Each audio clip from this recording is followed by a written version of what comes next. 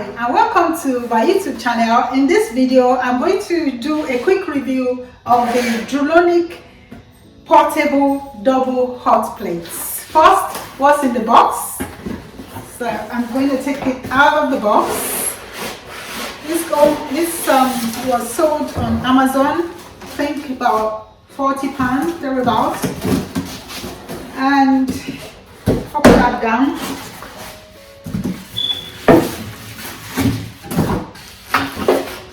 So there is you have the two outlets and a little leaflet, probably the instruction book.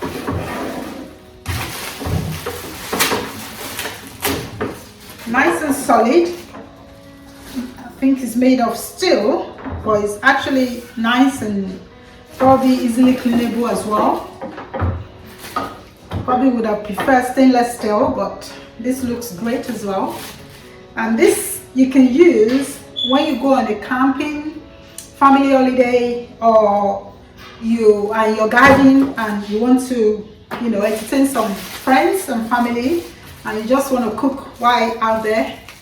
So I'm going to try this and plug it in and see how good it is.